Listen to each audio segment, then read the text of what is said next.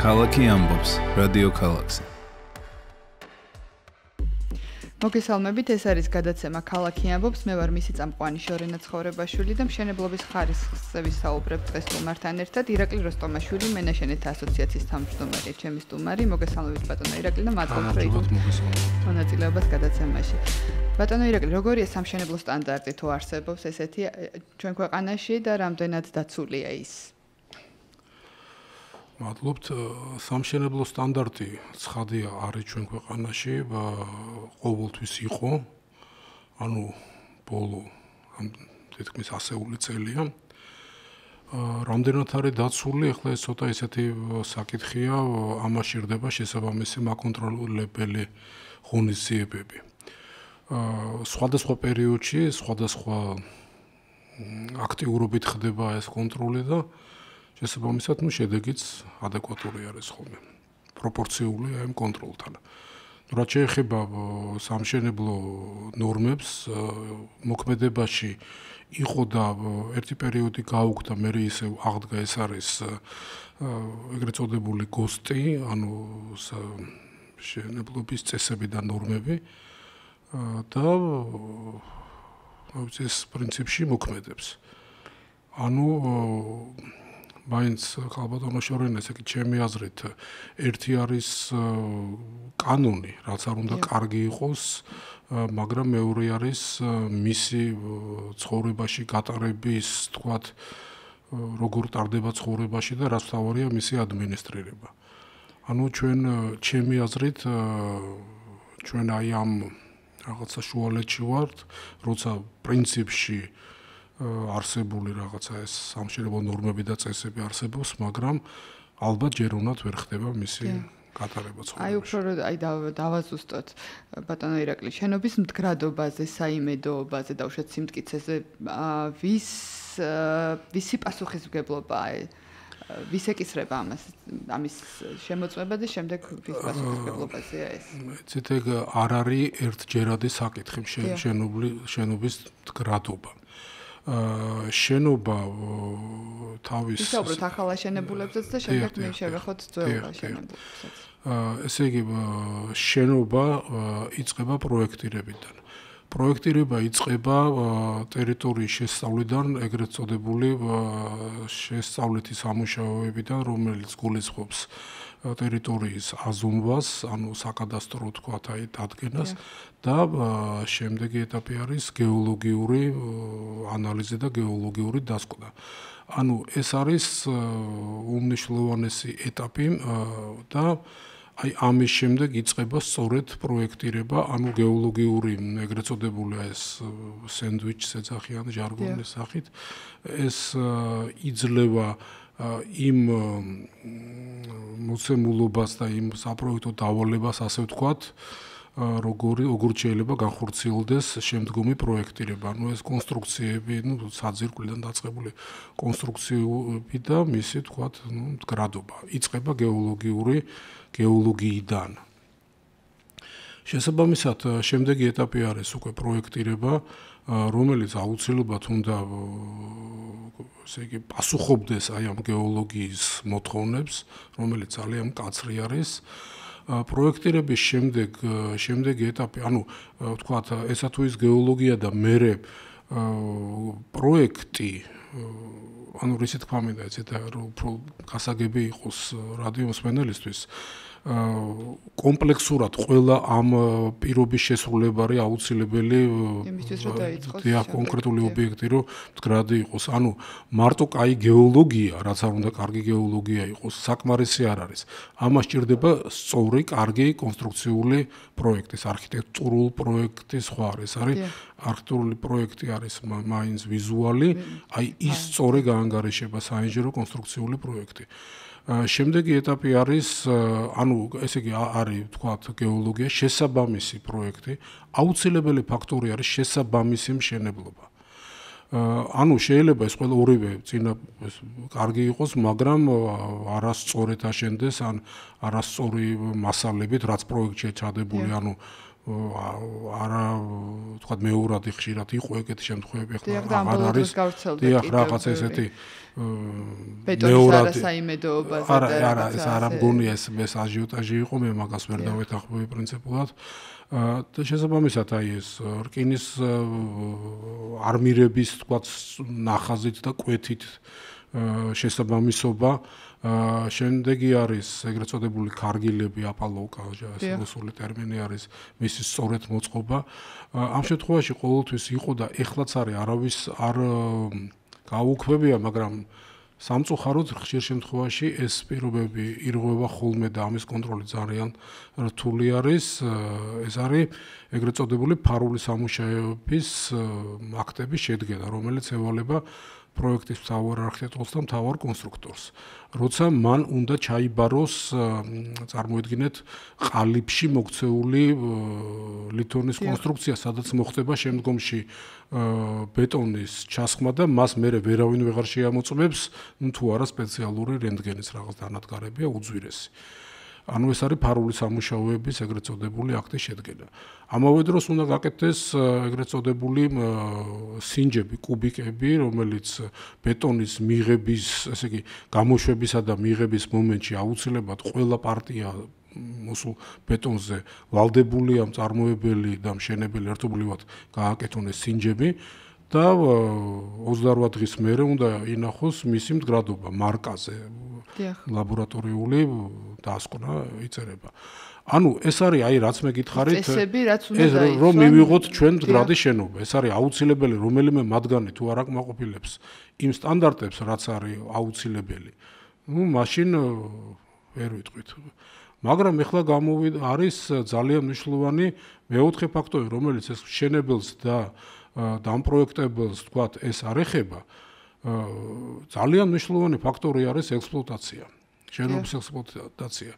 მაგალითად თბილისში უამრავი ახალაშენებული სახლები დღეს უკვე ავარიულ მდგომარეობაში არის და რის გამო თქვათ მეზობლებმა გადაწყვიტეს რომ რაღაცა შახტა გამოანგრიონ და თქვათ იქ გაიფართოვონ, გააკეთონ რაღაც კარადა ანუ ოთახი ან ლოჯიები ეგრეთ წოდებული ლოჯიები ეს არის რა ვიცი მე არ მინდა მოსახლეობა დავძაფრო მაგრამ ეს არის ნელი მოქმედების მინები რომელიც ჯერ ეს ერთი ძალიან ეჭვმეპარება რომ ის ნუ ერთი შეხედვით რომ ის ნუ საუბარია თქვა დიდ უმრავლესობაზე რომ რაღაცა პროექტით იყოს გაკეთებული მერე ცხადია ნუ მაგას ყველა თქვენს მეც ყველა რადიო მსმენელი ყველას მაგას აკვირდებოდა როგორ მიდიოდა მუშაობა და რაღაცა ელევადან მოყვანილი ხელოსნები იქ ნაშოვნი ერთი მეზობელი ეთყო და კაცო ამას ამდენს რატო ვაძლევთ მე ვიღაცა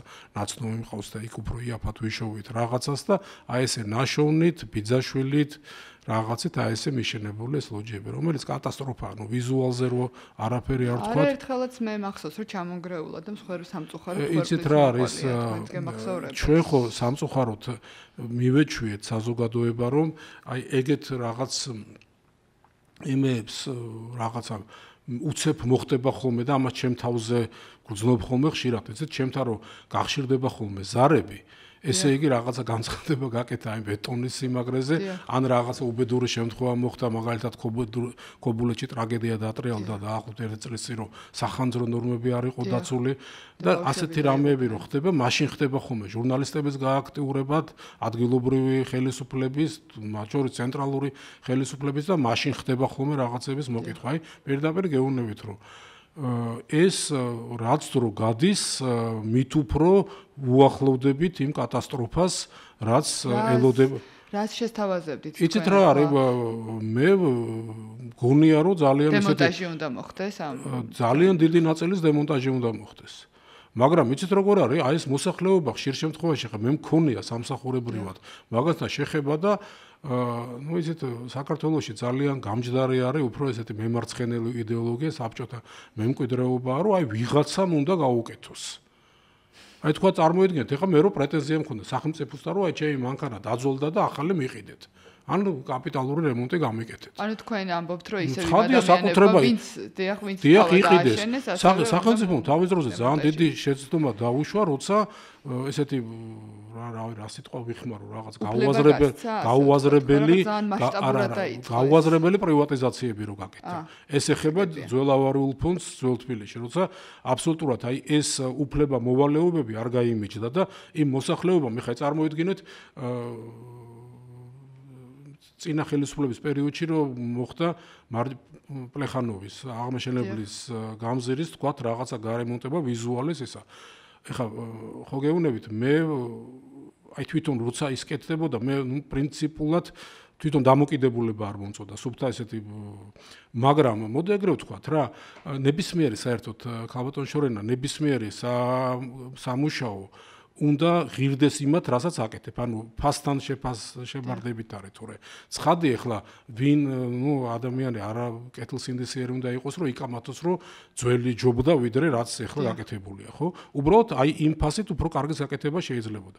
მაგრამ აი წარმოუდგენელი იყო ჩემთვის მიუხედავად აი მე თქვათ აი ძველობაში ვარ გაზრდილი და ბევრი ძალიან ახლობელია და ძალიან ხშირად ესეთი კამათი რომ დააობს ხალხი რომ აი მარტო ფასადი გააკეთეს და ბინებში არ ჩამოიხედოს. რატო უნდა შეიხედონ? აი მე რო ბიუჯეტში ფულს ვიხდი, აბა მეც მკითხონ რა, ჩემი ფულით ვიღაცას ბინა უნდა გაურემონტოთ? მე ბიუჯეტში ფულს რო ვიხდი, მე მინდა რომ ამითი პირველ რიგში იყოს რაღაც უსაფრთხოება და თავდაცუნარიანობა, მაგისტრალური გზები, განათლება, მედიცინა, რაღაცა და ვიღაცის ბინის რემონტი, რაც არ უნდა გაჭირებული იყოს და რაც არ უნდა გული შემტკიოდეს. სახელმწიფომ რატომ უნდა გაუკეთოს იმას? გასაგებია თქვენი პოზიცია. რო დაუბრუნდეთ ისევ მშენებლობებს. აი მშენებლობაზე რა ვინ არიან დასაქმებულები? ნებისმიერი მე შევხვედრილ ვარ ნებისმიერი პროფესიის ადამიანი მინახავს მშენებლობაზე დასაქმებული. სწორია ეს? არა, სწორი არ არის ქალბატონო შორენა, მაგრამ იცით აი მოდით ხა მე მშენებლობას ამ შემთხვევაში კი არ ვიცავდა მშენებლებს. მე მაქვს პოზიცია და ნუ ალბათ გაგიჭირდებათ მაგაზე რომ ეკამათოთ, იმიტომ რომ მოდი გადავხედოთ ნებისმიერ დარგს. საქართველოში ჩემი აი ესეთი მარტივი იმითი რა, ესეთი აი რო ვთქვა თანამდებობის პირები, დეპუტატები, ან ნებისმიერი რა რო გადავხედოთ 90% ალბათ აკეთებს იმ საქმეს მე მშენებლებზე არა მაქვს ნებისმიერი სფეროში რომელი დარგიც გნებავთ მოდი მივაკითხოთ იმ დარგს და ნახოთ რამდენი პროცენტია რომელიც აი ამ დარგს რო უძღვება ხო მაგის შესაბამისი განათლება მიიღო და შესაბამისი გამოცდილება დააგროვა და მე რაღაცას უძღვება. ანუ მოდი რა შეიძლება საქართველოში თქვათ 2-3 მინისტრია რომელსაც აი კვალიფიკაცია აქვს ისეთი რომ უხემძღვანელოს დარგს ხო?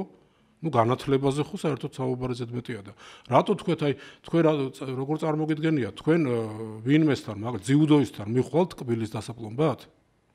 რა თქმა უნდა არა. და რაღაცა დარგს რატო ვანდობთ ქვეყნის მართვის? საოცრება არა, ესე იგი საზოგადოებას იცით აი ნებისმიერ დარგს, ნებისმიერ თქვათ ადამიანს თუ უნდა ახალგაზრდობაში გადაწყვეტავს რომ ექიმი გახდეს, მან შესაბამისი განათლება უნდა მიიღოს, ძალიან ბევრი ღამე ჯერ როგორც ჩემ მეგობრებმა სტუდენტობისოს ათენებდნენ ამ რაღაც ორდინატურებში თუ რაღაცეებში და მორიგეობ ბევრი რაღაცა წლები და მე იღებს ამ კვალიფიკაციას, ხო და მე აძლევენ უფლებას რომ უმარტივესი ოპერაცია გააკეთოს თან კიდევ ვიღაცის ისეთ მეტყურეობის ქვეშ, ხო? შესაბამისი არის მთელ სოფლიოში თქვათ არის მასწავლებელი რომელიც წლების განმავლობაში გადის აი ამ კურსებს დიპლომატი ჩვენ ერთ აზრზე ვართ ახლა არა ნუ ერთ აზრზე და იცით რა თქვენ ახლა მშენებლობას თქვათ რახან მე დღეს მშენებლობაზე ვსაუბრობ და ზუსტად ამიტომ ხო და ყველა დარგი რა პოლიტიკოსმა შესაბამისი განათლება არ უნდა მიიღოს დიპლომატმა შეიძლება თბილისის მერად რო ვერ ივარგა მე ელჩად დავნიშნოთ აუ როცა მეყოლა პოლიტიკოსი რა თქმა უნდა მის შესაბამის კითხვას დავსვა უბრალოდ აქ თქვენ როგორც ექსპერტი აი მშენებლობის მიმართულებით ნუ იცით რა მე მაინც პირველ რიგში ექსპერტი რა მე ნუ მოქალაქეს უფრო ჩემი მე ვარ ჩვეულებრივი მოქალაქე რიგითი მოქალაქე რომელიც ბევრ რაღაცეებზე გული შემტკივა და მინდა რომ ამ ქალაქში ამ ქვეყანაში რაღაცეები სწორი გზით წავიდეს და ნუ მარტო მშენებლობაზე ხო წარმოიდგინეთ რომ უცებ საქართველოში რაღაცა ყველაფერი აი ესე ისი არის რა აი სახლობანასთან თამაშივით მიდის და უცებ მშენებლობა რო იყოს გამართული და რაღაცა ესეთი სამაგალითო ხო გამორიცხულია დავუბრუნდეთ ისევ მოკლედ ჩვენს თემას. თუ გადავწყვიტე მე როგორც რიგითმა მოქალაქემ ახალ აშენებულ შენობაში ბინის შეძენა. შემიძლია რომ მოვთხოვო მის მფლობელს, ასე ვთქვათ. ცხადია შეგიძლია. ეს უსაფრთხოების დამადასტურებელი დოკუმენტია. უსაფრთხოების ეგეთი დოკუმენტი არ რა არსებობს. დოკუმენტი შეიძლება მოვთხოვოს პროექტი და თქვენ შეგიძლიათ ეს პროექტი თქვენ შეგიძლიათ მის ექსპერტიზა ჩაატაროთ თქვენი იმეთი რა. ნებისმიერ პროექტი აუცილებლად უნდა იყოს არა მარტო ჩვენ მიჩვეული ვართ ტელევიზორში რაღაც რენდერებს და ნახატებს რო გვაჩვენებენ და პროექტი ეგ არის უბრალოდ რაღაცა რა ბროშურა თორე პროექტი არის ესეთი ძალიან ტრადიციულად დახაზული ზომები, მუშა ნახაზები, ეგრეთ წოდებული, კონსტრუქციული რაღაცა ისინი, იმეების, რა ქვია, დეტალების, კვეთები და რაღაცა. და ასე შემდეგ, თუ მაგაში ერკვევით შეგიძლიათ ეგ მოითხოვოთ პროექტის ალბომი და თუ არა, მაშინ ექსპერტს უნდა თხოვოთ და უნდა იმასხმოს. მაგრამ აი კიდევ ერთხელ აი მაგალითს გეტყვით რა. თბილისში მაგალითად რამდენიმე სეისმურად ესეთი აქტიური ზონა არის.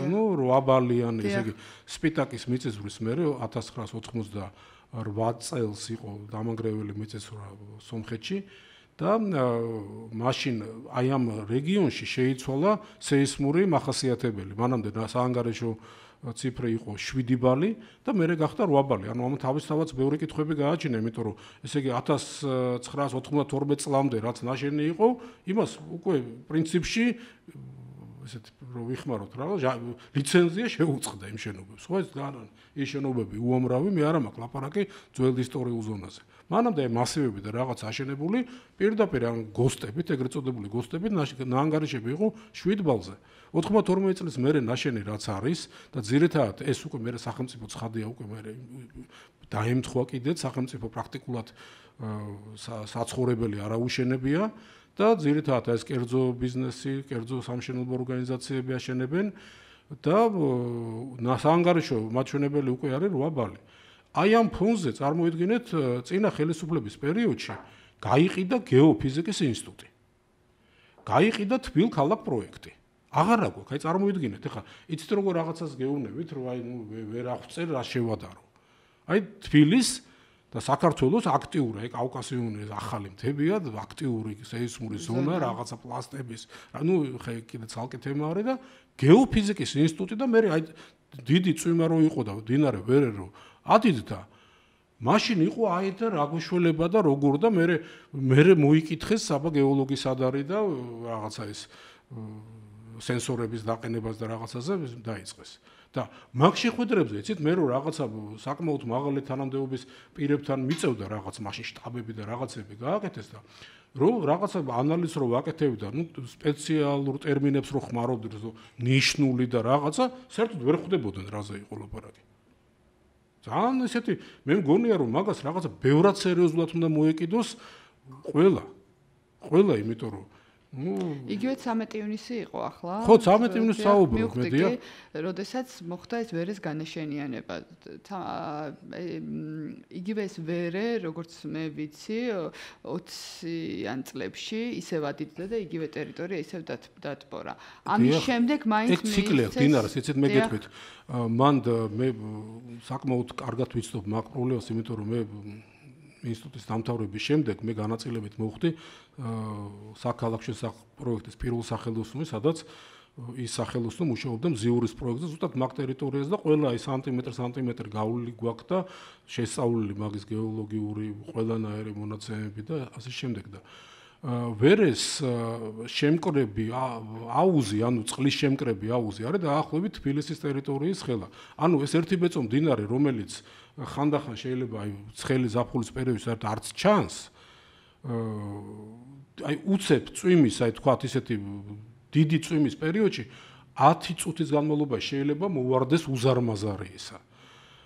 და ამაზე იცით რაღაცნაირად აი არ ვიცი ძალიან ინფანტილური დამოკიდებულება არის საერთოდ იყო აი ხო გეუბნეთ გეოფიზიკის ინსტიტუტის და ქალაქ პროექტის და რაღაცა მაგას ვერავინ ვერ იტყვის რომ ამის სპეციალისტები ჯერ კიდევ არიან ვინც აი წლების განმავლობაში მუშაობდნენ და თქვათ აი ეს ინფორმაცია და ეს რაღაც დაგროვილი აქვთ მაგრამ რა ვიცი აი მე მაგას ისე უყურებ რაღაცა რომ ძალიან სერიოზული ყურადღების მიქცევა უნდა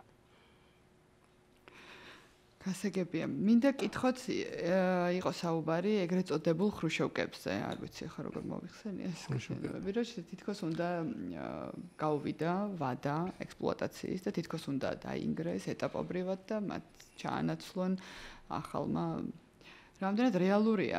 ზოგადად თქვენ რა ინფორმაცია აქვთ ამ ხრუშოვკებს გაუვიდა ვადა და როგორ ხდება ხოლმე ეს? იცით როგორ არის ვადის გასვლა ეხლა ეს ვინც ამ ტერმინს ექსპლუატაციის ვადის გასვლა ეგრე არ ხდება ხოლმე. ეს ალბათ მაინც ეყრდნობიან ხრუშოვის გამონათქვამებს, იმიტომ რომ იყო საუბარი, რომ 80-იან წლებში საბჭოთა კავშირი უნდა შესულიყო კომუნიზმში და ეს ხრუშოვკები იყო დროებითი ნაგებობები, სადაც მოსახლეობა თქვათ აი თავიდან რო წარმოება აგუგუნებულიყო საბჭოთა კავშირში, ესე იგი სოფლებიდან ჩამოიყვანეს უამრავი მოსახლეობა ამ ხრუშოვკებში, ჩქარა რო დაესახლებინა და ქარხნები ძალიან ჩქარა რო ამუშავებულიყო, მუშახელის ნაკლებობა იყო და მე 80-იან წლებში ჩვენ რო შევიდოდით კომუნიზმში, მე უნდა დაანგრეულიყო და რაღაცა ბროლის კოშკები აშენებულიყო. ეს იყო დაპირება კომუნისტური იმისი პარტიის. და შესაბამისად ვადის გასვლაზე არ არის საუბარი, იცით? აი მან უამრავი პრობლემაა დაგროვილი. წარმოიდგინეთ ამ ხრუშოვკებში, აი ვაჟებ-შაველას ხრუშოვკები, რომელიც ვაჟებ-შაველას ბოლოში არის. აი ეხლა რო კოეფიციენტებზე და რაღაცეებზეა ლაპარაკი. დღეს თბილისში მაქსიმალური კოეფიციენტი არის 4 და 6. აი ხრუშოვკების ადგილზე, აი როგორ გუნიათ, აი ციფრი მითხარით, რამდენი შეიძლება იყოს კოეფიციენტი? აი სიმჭიდროვეში და რაღაც.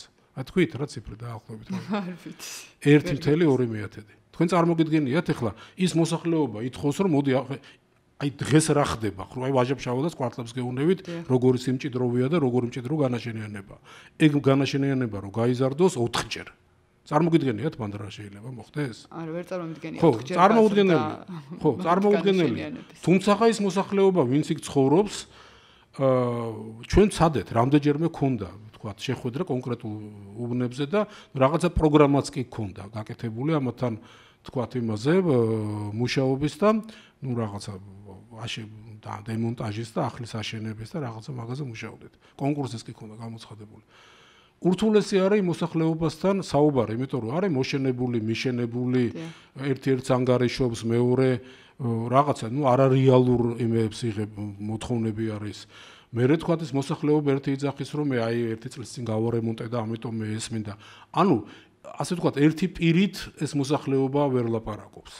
ანუ მე მაგალითად აი ამის აი ეს პროგრამა თქვათ რომ მე ამ შემთხვევაში წარმოუდგენლად მიმაჩნია.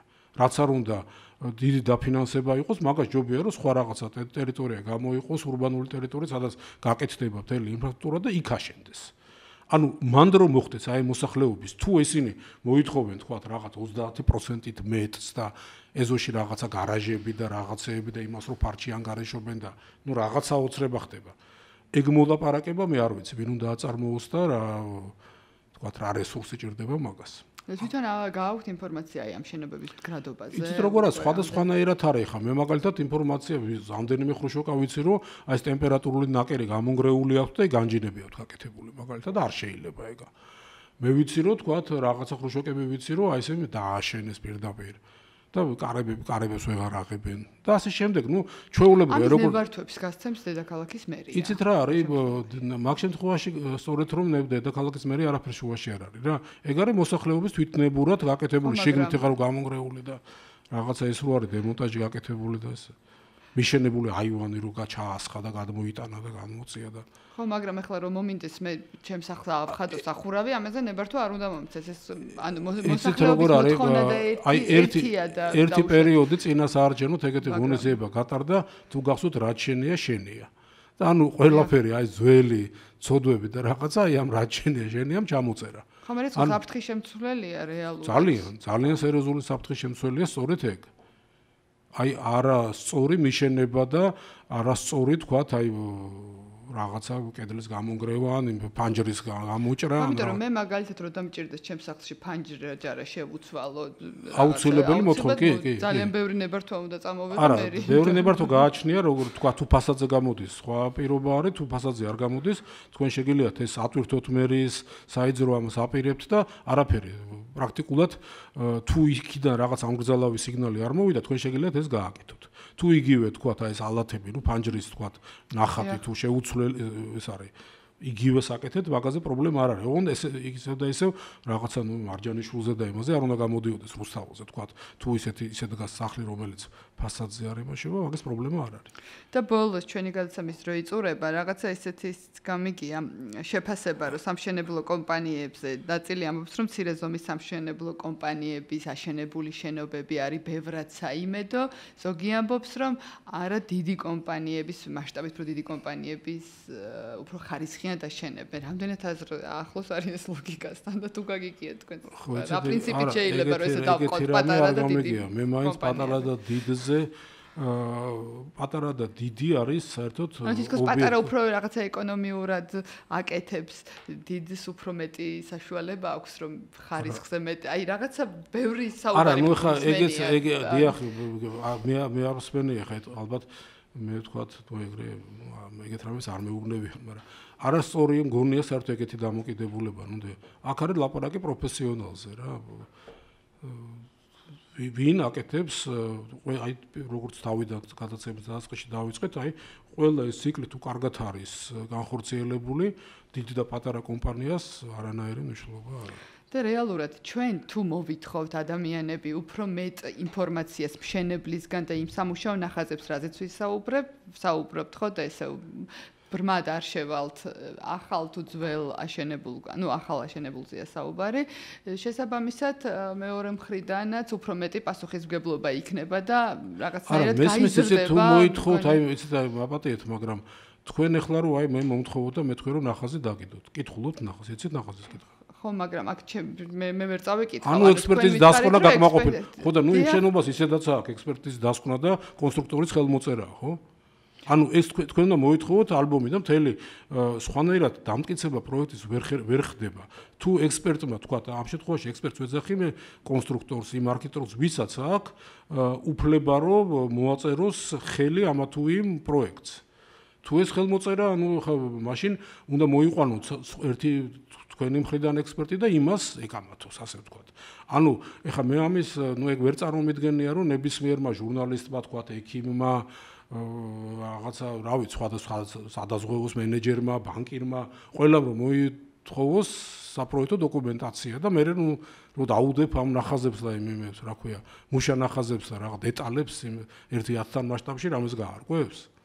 მაგაზეა საუბარი, თუ კი ბატონო, პრობლემა არ არის. თქვენ უნდა მოიკითხოთ ეს სამშენებლო ალბომი ეგრეთ წოდებული თუ არის უყოფილად დაწყებული თქვა იმ თავფურცლით სადაც იწერება ამასაც ვერ გავარკვევ მე აქაც დამჭირდება აუცილებლად პროფესიონალი ჩამჭრელი კითხვა დამისვე მოგცემთ უნდა მოგცემთ მაგ იმას მაგრამ ნუ მე ვეღარ მივდივარ ანუ რეალურად ხო რაღაცა კეთილსინდისიერებაზეა ეს ყველაფერი და პროექტი ჩვენ უნდა ამ შემთხვევაში მას შემდეგ რაც ნებართვა გაიცემა ადგილობრივ ძირ თქვა თბილისზე გვაქვს საუბარი ამ შემთხვევაში, მაგრამ ნებისმიერ მუნიციპალიტეტში აი ნებართვის გაცემის მომენტიდან პასუხისგებლობას იღებს მუნიციპალიტეტი. ანუ ის არის ვალდებული ან შეამოწმოს, ან არ შეამოწმოს, ან დეტალურად ჩაიხედოს იმ პროექტი, არ ვიცი, ხელი მოაწერა, იმან აიღო პასუხისგებლობა, მასზე რომ ეს პროექტი განხორციელდება კარგად, შესაბამისობით, ასე ვთქვათ, და ექსპლუატაციაში მიღებამდე აი ბოლომდე ეს ხელმოწერა მუნიციპალიტეტის არის აი მაგის პასუხისგებლობის თქვა აღიარება. გასაგებია. დიდი მადლობა რომ მოგზავნით გადაცემაში სტუმრად. მე მსმენელს შევახსენებ ჩვენ მშენებლობაზე ვსაუბრობდით. ჩემი სტუმარი იყო ირაკლი როსტომაშვილი, მე მაშენეთ ასოციაციის თავმჯდომარე. მე ხვალამდე გემშვიდობებით, კარგად ბრძანდებოდეთ.